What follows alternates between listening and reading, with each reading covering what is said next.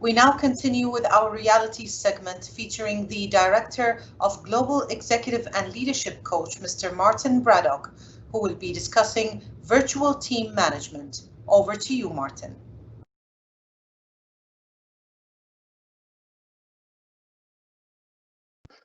Good morning, everybody. Just checking everybody can hear me and see me. So if put some comments in the chat box or a Q&A, just let me know that you're hearing and receiving me okay. All right, I'm going to share my screen as well. So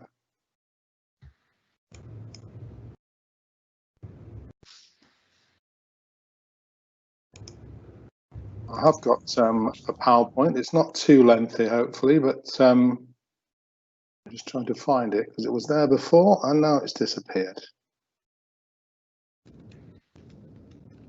Find it. Hold on 1 second.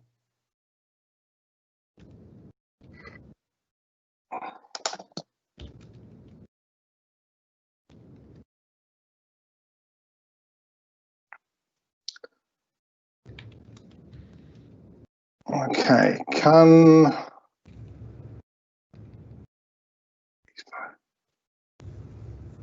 that's fine.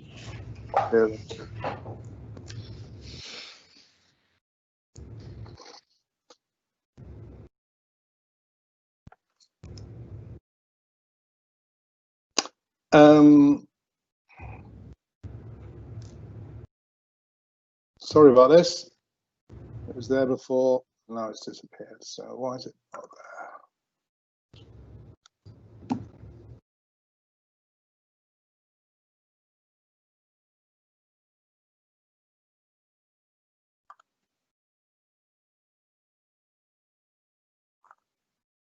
Right, I think I found it. Right, can everybody see that? Amal, is that visible to you? Yes. It is. So it should say virtual team management and leadership.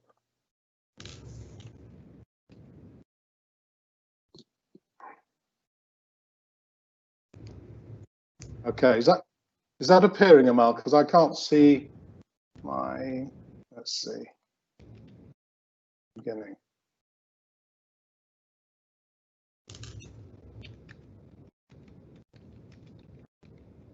Right, is that clear to everybody? Amal, can you see that? Yes. Right, okay, I can't see myself, which is probably a good thing. So let me just work from the slides. First of all, thank you very much for the invitation from BIBF for me to be a participant today.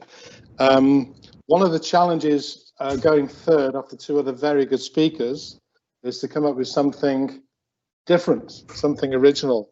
And like David, I found Alex's presentation very inspirational and tying in with some of my things that I want to share with you today, and also from David's presentation. So briefly, let me introduce myself. My name is Martin Braddock. I've been working as an executive leadership and team coach for the last 10 years in the Middle East. I'm based out of Dubai, but I have worked in Bahrain and other parts of GCC.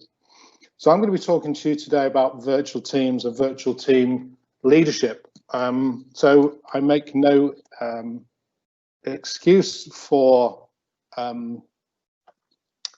using the phrase leadership, because although the heading was about managing virtual teams, it's very much around I keep losing my slides. Right, very much around what I believe to be leadership. So it's picking up on some of the points that both Alex touched on and David have touched on in terms of where this comes from. So I've been very lucky to work with a lot of senior leaders across the region over the last 10 years, and I've learnt a huge amount about how to manage teams remotely. So my first challenge to myself and to all of us as HR practitioners, and I was an HR director for a period of time in my career, is to say, so how do we make sure, how can we try and ensure as HR practitioners that we are supporting our organization and supporting our leaders in terms of how to manage teams virtually?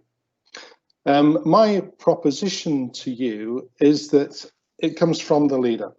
And I'm not suggesting we're talking about a hero leader that Alex touched on.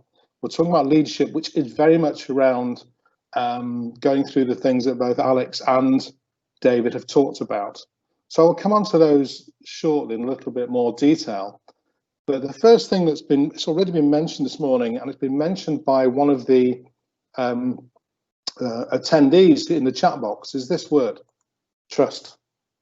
And without that, a lot of things cannot be built on top of it. So I've put a slide there that's clouds creating the word or appearing the word trust. And my wife was looking over my shoulder the other evening when I was putting this presentation together, and she said, "Why have you used a cloud?" And I said, well, for me, it's symbolic in that clouds can create things. And they can, sometimes we look at the sky and we look at clouds and we see different shapes. And it's a little bit like trust. Trust can take time to be formed, like cloud formations. It takes time to emerge, time to appear. And I've learned that from working with different leaders as a coach. Sometimes it takes time to build that trust. And as a leader within an organization, it can sometimes take time for them to gain the trust of others and those around them. And indeed, when I talk about those around them, I mean it both from an internal perspective, but also external with respect to customers, stakeholders, the community. And the thing about trust is that it can take quite a lot of time to build, as I've just mentioned, but sometimes it can disappear instantly. And if a gust of wind comes along, to continue the metaphor, that trust can be blown away. So that's something which has always struck me in terms of how to manage teams remotely, because a lot of the leaders I work with are already managing teams remotely. We've now got the additional challenge of COVID-19, which has created a fundamental shift for managers, not just remotely, but virtually.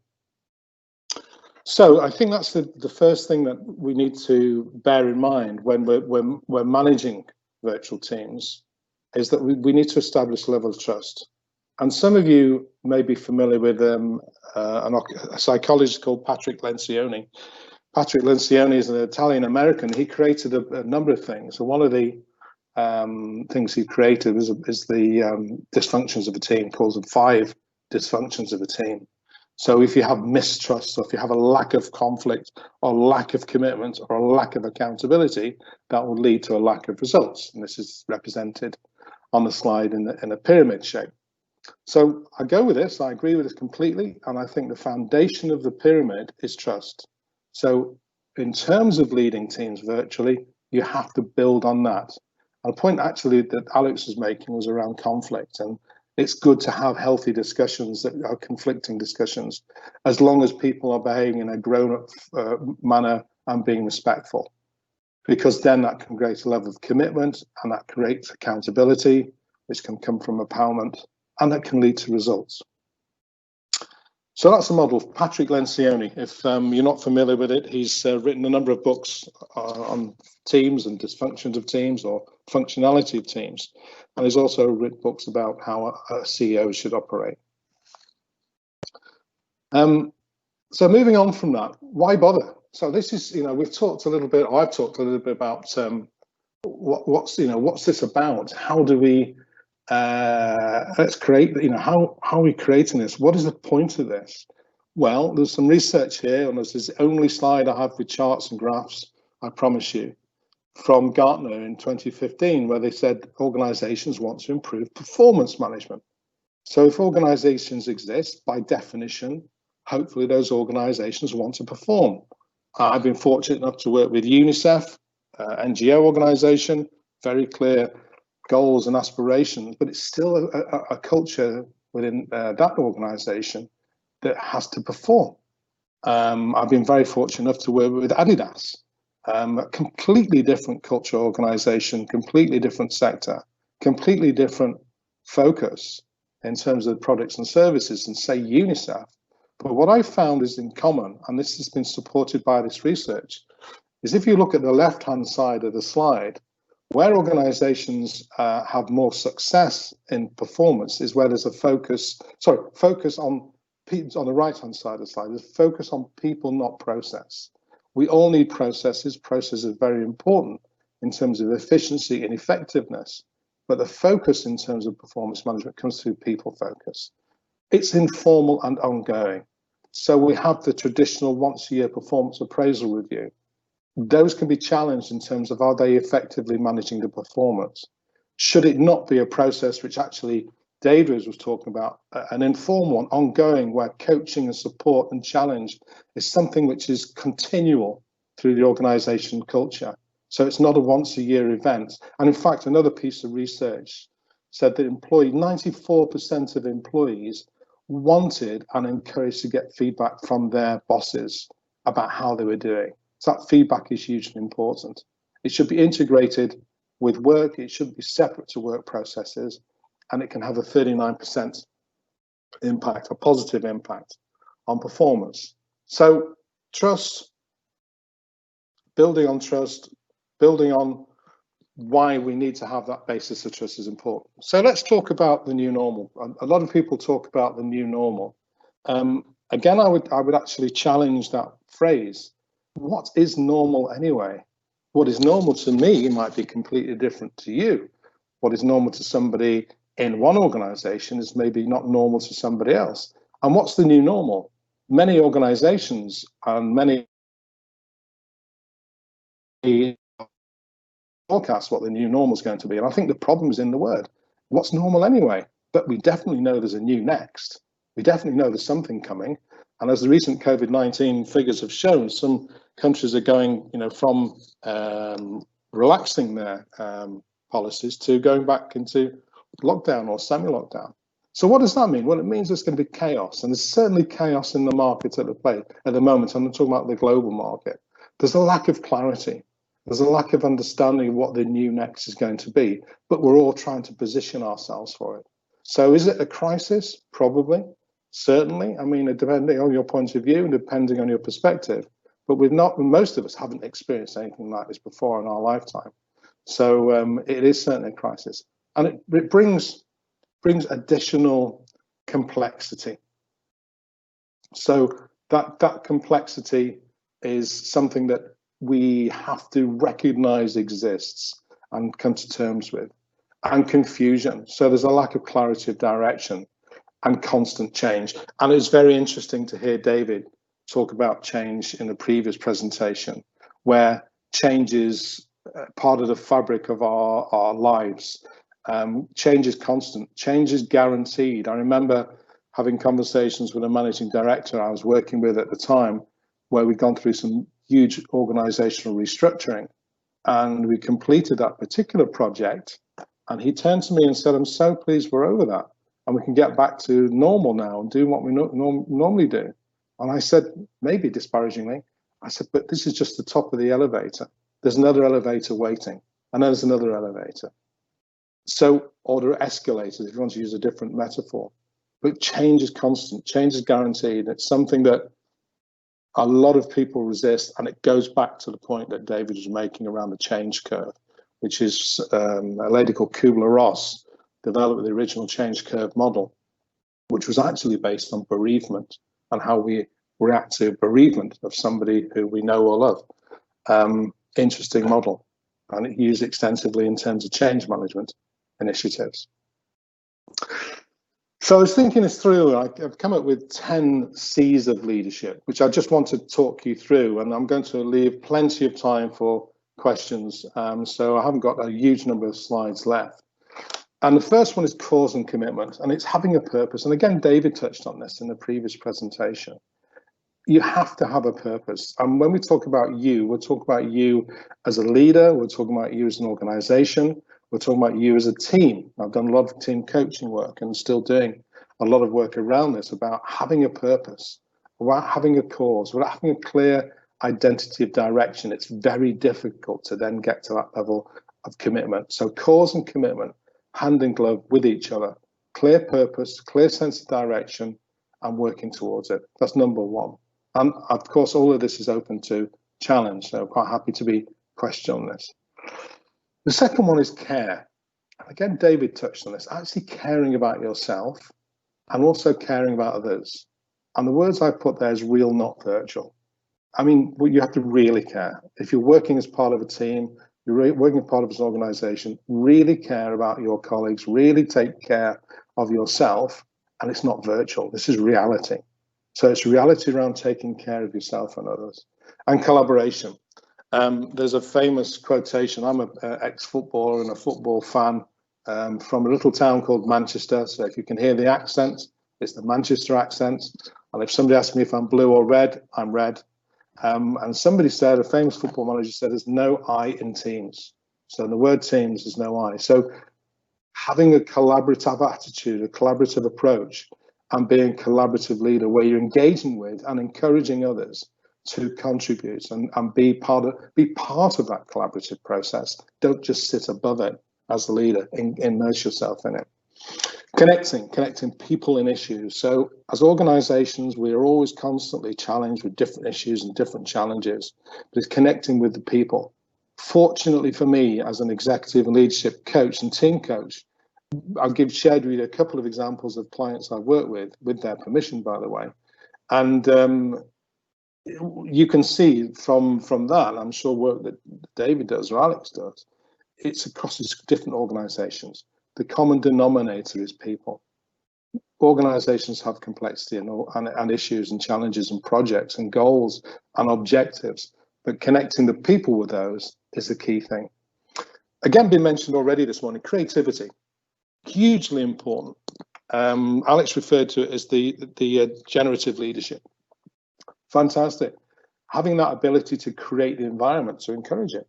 I was working on a team coaching call the other evening with a client in the United States, and her issue was that she had a culture which suppressed creativity above her, and a culture which didn't recognize creativity below her. So she was in the sandwich. She was the meat in the sandwich, which was trying to deal with both of them. She had to create the environment to encourage it. That was her responsibility, to be creative herself, to create the environment which encouraged creativity. Curiosity, being curious in self, questioning yourself, and encouraging curiosity in others, hugely important. And complexity, which I've mentioned from the previous slide, it exists. We have to deal with it. There's no point fighting it and saying we shouldn't recognize it. Where we can simplify it, I'm all in favor of that. We should always simplify complexity where we have the opportunity. Lean Six Sigma is going to be talked about later today. Obviously, it gives an example of that. And conflict, it will happen, it should happen. Again, touching on previous points. Healthy conflict, healthy debate, healthy discussion, creating a psychologically safe environment that was mentioned earlier this morning is hugely important to foster that creativity, which is further up the chart. And courage, a phrase I use to leaders, is take a brave pill, have that humility, have that commitment, have that openness to say, right, I'm prepared to try something. I'm prepared to recognize that not all things will go beautifully well, and have that brave pill so that encourage you to take that courageous step to lead others in an inclusive and collaborative way. And last but not least, communicate. One of the things I've learned from working with my clients over the last 6 months or so, particularly as COVID-19 came into effect, was how important that communication process is. And when we are working virtually, usually 2 or 3 times more than you normally communicate. So what do I mean by that? Again, I'm working with another client who's got a remote team across the Middle East region and beyond. And he's now structured his time to ensure that he's spending time with each one of his leaders. And he's got a team of about 15 or 16 reporting to him, which is a big stretch. But he makes sure he's diarised and connecting with them on a weekly basis, and then connecting with them individually and collectively, and making sure the communication process is open. Because again, picking up on the points that we made earlier today, sometimes people feel very lonely. So that communication process has to be encouraged to ensure they feel they're part of the team. This is a slide which produced by a gentleman called David Clutterbuck. David Clutterbuck and Peter Hawkins are heading up a global team coaching Institute, which I'm fortunate enough to be a faculty member of. And David has written about 60, 70 books around coaching, so he's a very well-established reference point.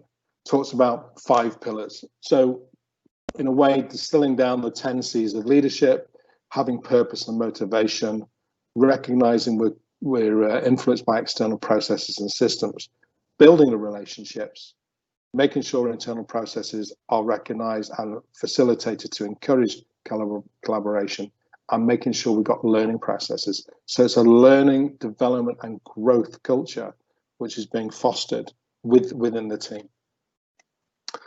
Okay, so that can be, again, if you Google that, that's available all over the place. So I just thought to try and end up the presentation for today, try and do something a little bit quirky and hopefully taking a brave pill.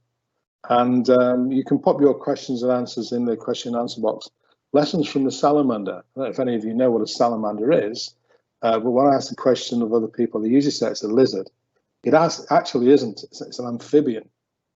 And so I thought, can we take any lessons from salamander? And I was reading a book, I think it's by John le Carré, who's more famous for Tinker, Sailor, Soldier, Spy, and a couple of other books. And thoughts about the salamander. And the salamanders have certain characteristics. Some of them are mythical, not true.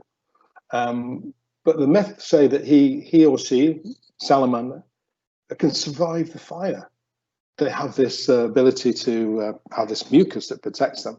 And this myth is that they can come through the fire. So I thought that's an interesting analogy. So as strong leaders and strong team leaders, how can they survive the fire? Well, getting out of it is good, but we're in a COVID-19 fire. Let's recognize this fire is taking place, but play the long game. That's a phrase you may have heard from other webinars recently, which is not just about short-term results.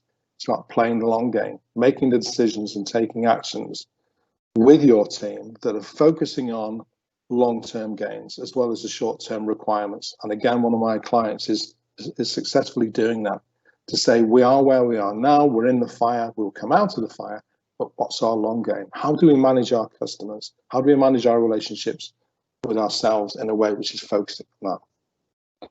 The second point is this protective skin, protection from infections. So I think David touched on this before as well. It's talking about, I'm talking about it from protection of infections being negative impact. Give negativity short shrift, both personally and from other people. Recognize it, and it happens, and we have to be very honest with ourselves, and I'm the same as anybody else. Sometimes I have bad days and good days, but try and give it short shrift because it's destructive. It's the adrenaline that David was mentioning before in his presentation. It's not helpful.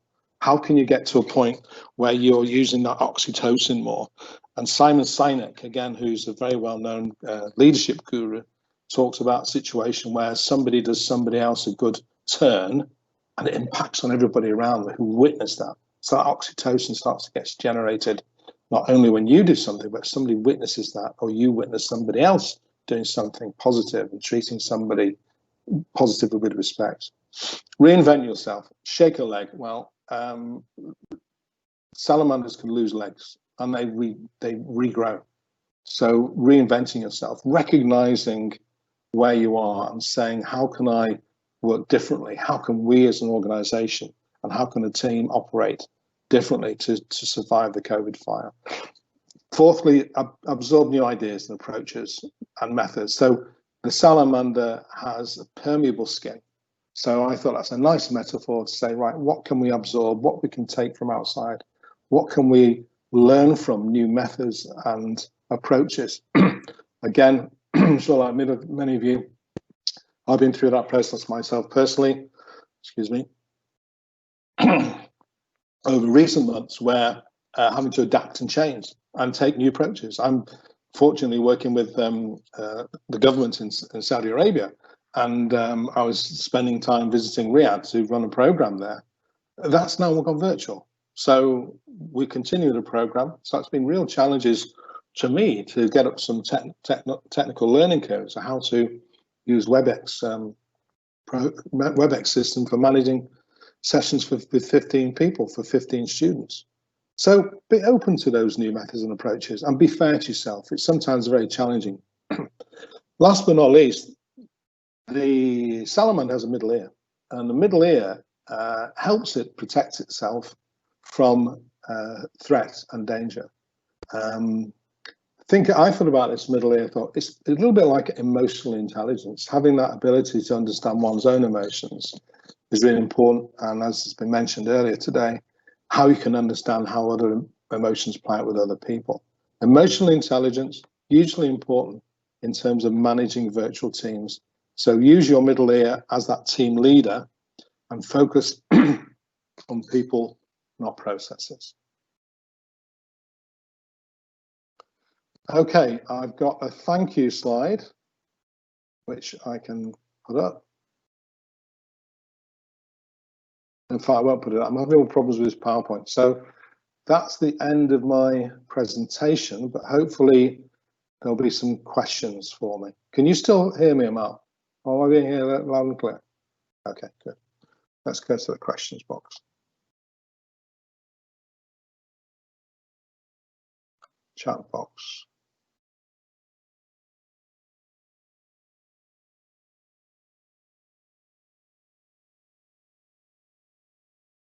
Okay, I can't see any questions.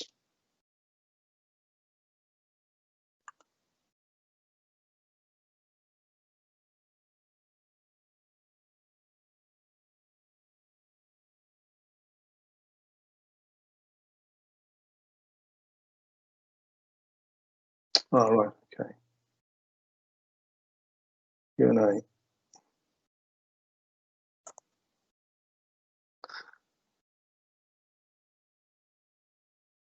Right, I've got a a comment here is about, thank you for the leadership 10 C's, how to care and show care for myself. Yeah, I think this is a very important point, that this it's often, I think, picking up on comment that Alex was making about these hero leaders. They are maybe appropriate in certain situations, but having ability to have humility and care and compassion for those in your team and being prepared to work within the team as well as heading the team is really important. So thanks for that question. Let's see.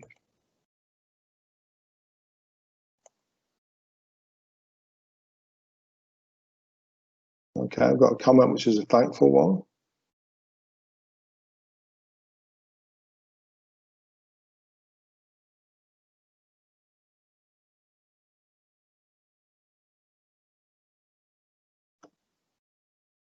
So I've got another thank you, I suppose. Okay, I've just got some thank yous coming through, which is very, very good of you.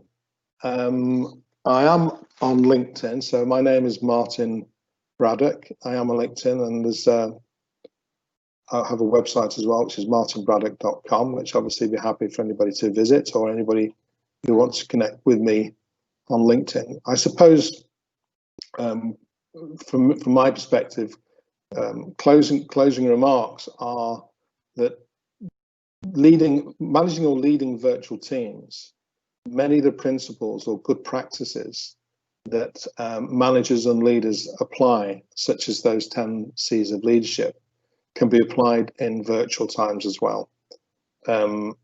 So I think there's a transference of good practice that can move from what we were experiencing to what we are experiencing now. I think that's the first key message I wanted to put across.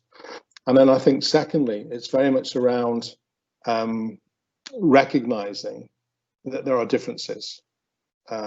So bringing those good practices across from when we were able to meet face to face and go to each other's offices and move to a point where we are now, where we are doing most things virtually, is good, but recognizing the differences. And I've had a number of examples of clients I'm working with who become worried about those differences and thought about how they can handle the differences and the negative impact they would have on their team. And where we've dealt with those issues successfully, it's been for that team leader to recognize that he or she is facing some of the same challenges as many of their colleagues are, So the phrase is "we're all in this situation together" is a very helpful one, because then it helps recognize that we can deal with some of the technical challenges successfully and focus on the things that are more important. I mean, interesting enough, people using videos on webinars extensively now. And while I was looking at one the other day, UK government, where the gentleman was talking and the pet cat's tail appeared on camera, which he apologized for and shooed the cat away. But it was a realistic moment. So having humility and recognizing that we're in situations which will create those moments is fine. And just saying, let's deal with things. Okay, so I've got some more questions coming through now. How can a collaborative environment, they're all really good questions. All right, I've got one question's come through about practicing leadership in large scale organizations. Let me take that one. I think the 10 C's of leadership, to use that slide, applies to a whole range of different size of organizations. But let me give you a really practical example. I spent 15 months working in Malaysia as well, and I was working with a leader there who was incredibly good in lots of different ways. But one of her key challenges was that she couldn't let go. And what I mean by that, she struggled with delegation. I'm going to say she was bad at delegation. Well, she wasn't bad at it. She had a blockage with it. And her blockage was that she didn't feel people could necessarily do the job as well as her. And she struggled to do that. She worked for a huge American parent. She had a huge job, and she had to develop that skill set. So we worked together on that, and then she did empower somebody to do some piece of work. And I remember a coaching session, she said, but what if it goes wrong? What if it's not as good as if I did it myself? Her name wasn't Mary, but I'll use the phrase Mary. I said, well, Mary, it won't go beautifully well. It probably won't be as good as you think you could have done it. And she said, so why am I doing it? So I said, because you can't continue to do everything yourself, and you have to empower your colleagues and give them a sense of responsibility, purpose, and value that they can contribute towards the team. I said, but the chances are there's going to be things that don't go so well. She gave the piece of delegation. It went well. It didn't go as well as she would like. And she said, how did you know? I said, well, because your position is that you do things differently. And a key thing around empowerment is to let people apply their approach to providing solutions, but also recognizing that with empowerment comes accountability. So I think to answer the question about practicing leadership in large-scale organizations, you can still use those 10 C's, but I think the complexity in large-scale organizations makes it more challenging. Certainly, the bigger the numbers, the more complex the organization. But I think the principles are still can be applied. So hopefully that answers that question. As I say, I'm on LinkedIn, so if anybody wants to connect with me and ask questions over LinkedIn, I'm happy to do that. And then I've got a question here which says, how can a collaborative environment be encouraged? From the previous question is from Nora. Thank you, Nora. This is from Subha. How can a collaborative environment be encouraged? And how do you deal with the resistance collaboration? Great questions, two great questions. Well, it can be encouraged from the perspective of the leader, or we can call leaders or managers or supervisors or team leaders. The titles don't really matter, because an environment like that can be encouraged by the sort of example I just gave, by empowering other colleagues around, by also going back to the example I had the other evening in my client in the States. She hadn't really thought about how she saw the value of what somebody was contributing. Now, let me be specific. This was an organization where an extrovert culture was king. And the phrase that I heard was that whoever's got charge of a PowerPoint and whoever got the most extrovert, outgoing style is perceived as being the one who knows what he or she is doing. And this particular team or teams had one individual who was an introvert. She wasn't great at PowerPoint. She wasn't somebody who was outspoken. But what we did is peel back the onion skin to understand exactly what she could contribute, and she was contributing a huge amount. But what was happening is the behaviours that were being generated in the culture weren't recognizing. In fact, she was being criticized. In fact, she was being questioned about what values she was bringing, and she was being questioned by her leader. But her leader was questioning that because her leader above her was putting pressure, saying, Mary's not speaking up, she's not making lots of noise in meetings, so what's she doing? And she was actually, and the phrase was, it's a true statement, she was providing a lot of operational structure behind the scenes. And the phrase that was being used, she was actually doing some smooth sailing. She wasn't a front man or woman, she wasn't a front person, it wasn't her, but she was somebody who's contributing a lot. So what happened there is the leader went away, and now she's going to change her approach by how she presents her feedback to that individual, but also those around her who are criticizing as well, and illustrating to them that the collaboration is actually providing value. So how to deal with resistance to collaboration is to demonstrate how the value of collaboration can be realized, and it can be demonstrated in very hard terms, financial, profit, those sort of things, if that's a key measure. So it's a great question, and I think it's around recognizing what's being contributed by different people with different skills, different styles, different behaviors, and creating a culture. Okay, how am I doing for time? I'm still okay for time. Right, a different, what's this? Nora again. Nora's asking lots of questions. Thank you, Nora. How can you run your organization as a startup? Well, by setting the culture from the get-go, to use the American phrase. Making sure right people, right place, right time, right culture, right messages, right purpose, and facilitating a culture which encourages what we just talked about, collaboration. And that sometimes the leadership torch, to use that metaphor, can move around. It can be given to different people depending on the circumstance. So as a setup, it's about setting the scene both culturally, organizationally, operationally, and in terms of recognition of behaviors that are valued, and also behaviors that are not valued. And I do a lot of work around behavioral coaching, and that's very, very important aspect, is setting up the framework, the behavioral framework. Somebody's asked me about certification on coaching. Yes, I'd be happy to do that, but please contact me on LinkedIn. It's Martin Braddock. There's a couple of Martin Braddocks. One guy's got a PhD. I do not have a PhD, so that's not me. He's also got dark hair, and that's not me either. So if you find me, hopefully you recognize me. Please send me any questions. Okay, well, how would an employee, this has come from Anonymous, how would an employee build trust in his organization? It doesn't exist. Because I think I was on a management training program many years ago when I was in my corporate life. I had a corporate life with Land Rover, Xerox, and I was an HR director for a business services group, which took me globally.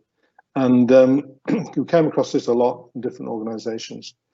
And one thing I learned from somebody who was tutoring me once was about you can build a way of operating anywhere in the organization. You don't need to be at the top. You don't need to be the leader. That's where it should come from.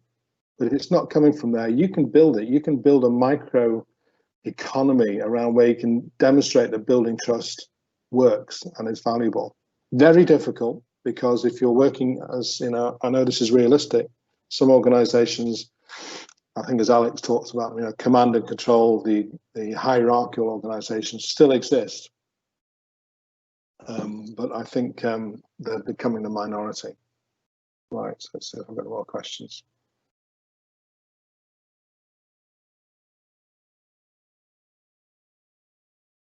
Somebody said, you mentioned trust.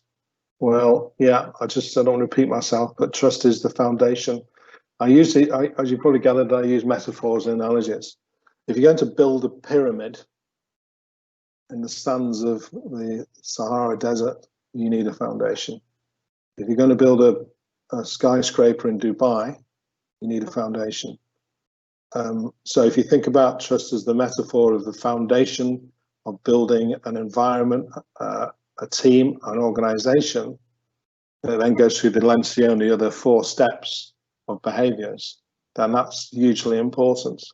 I'm sure David, who's a coach, has found this as well. A lot of my coaching partnerships, and they are partnerships, become partnerships when you have trust. And if you think about that organizationally, if you're working in a team, if you can't trust the person sitting next to you or across the table, then it's very difficult. So I think you can build trust by sharing workload, by setting goals, setting objectives that you commit to, and then you're entrusting the others to deliver it. So I'm a big believer, as you'd expect, a huge believer in empowerment, but equally, as my previous example gave, I'm a big believer in accountability. So it's entrusting others to deliver, being entrusted in to deliver. That's how you build trust.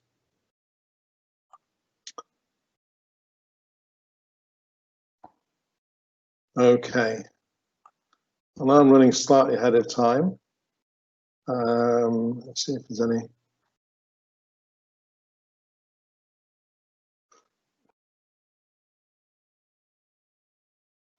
Okay, I'm slightly ahead of time, Amal, but there's no other questions that are coming through. So thank you very much for this opportunity to talk with you all.